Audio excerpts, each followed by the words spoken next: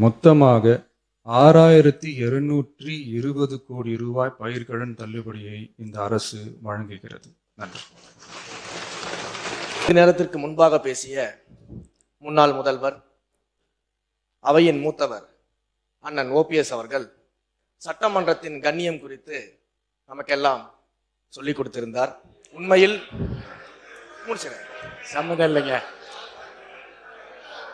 முடிச்சிடறேன் சொல்லிடுறேன். அதையெல்லாம் முதல் முறையாக சட்டமன்றத்திற்கு உறுப்பினராக வந்திருக்கக்கூடிய நாங்கள் கற்றுக்கொள்ள தயாராக இருக்கிறோம். அதுல எங்களுக்கு எந்த விதமான ஆட்சேபனையும் கிடையாது. அதே சமயத்தில் அண்ணா சொன்ன கடமை, கண்ணியம், கட்டுப்பாடு என்பதையே தன்னுடைய மூச்சாக வைத்திருக்கக்கூடிய மாண்புமிகு முதல்வர் அவர்களும் அதற்கான கருத்தை இப்போது தெரிவித்து விட்டார். அண்ணன் அவர்களுக்கு சட்டமன்றத்தின் முதல் முறை உறுப்பினராக இருக்கக்கூடிய நான் ஒரு சிறிய வேண்டுகோளையும் வைத்துக் கொள்றேன். இந்த நேரத்தில் எப்படி கண்ணியம் குறித்து அண்ணன் எங்களுக்கு எல்லாருக்கும் சொன்னாரோ, அதே போல தங்கள் கட்சியினுடைய மாண்புமிகு எதிர்கட்சி தலைவருக்கும் சிறிதளவு அதை நீங்கள் சொல்லிக் கொடுக்க வேண்டும் அப்படின்னு நான் கேட்டேன். ஏன் அப்படின்னா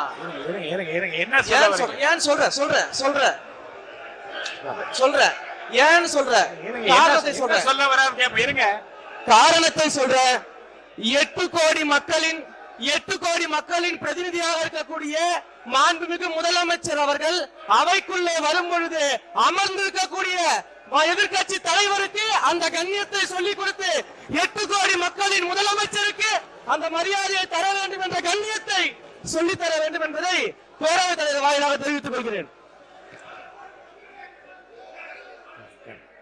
நீங்க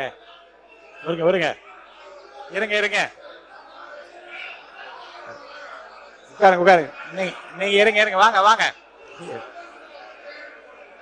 யாராவது ஒருத்தர் பேசுங்க. நீங்க பேசுங்களா? அவர் யாராவது ஒருத்தர் உட்காருங்க.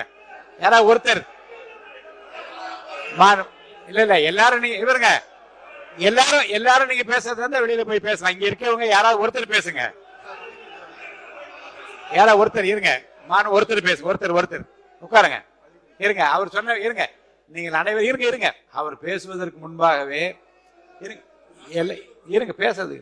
அவர் பேசுவதற்கு முன்பாக எல்லோரும் எழுந்து நின்று நீங்கள் வந்து எதை பற்றி பேச போகின்றார் என்ன என்று தெரியாமல் குரல் கொடுத்து கொண்டே இருந்தீர்கள்.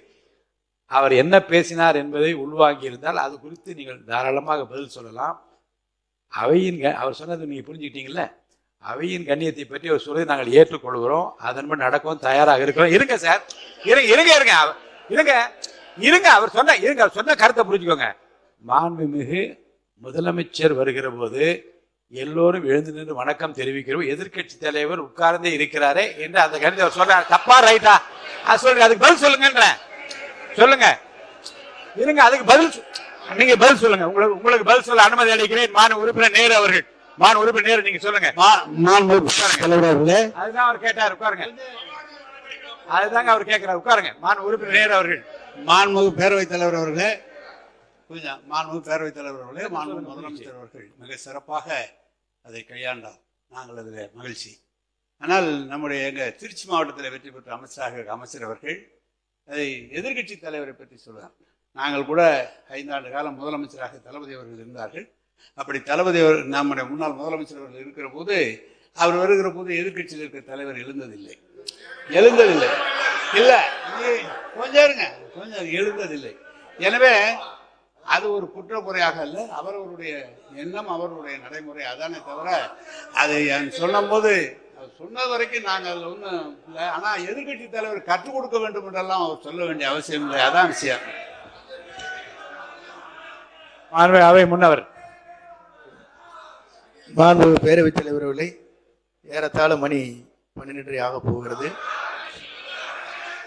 மாண்பு உறுப்பினர் அத்தனை பேரும் அந்த துறையினுடைய சார்பாக பேச வேண்டியதை விட்டுவிட்டு அரசியல் பேசிக் கொண்டிருப்பதை மாண்புமிகு அவைத்தலைவர்கள் அதற்கான ஒரு முற்றுப்புள்ளி வைக்க வேண்டும் என்று கேட்டுக்கொள்கிறேன். மாண்பு உறுப்பினர் திரு க. பாலமுருகன் அவர்கள்.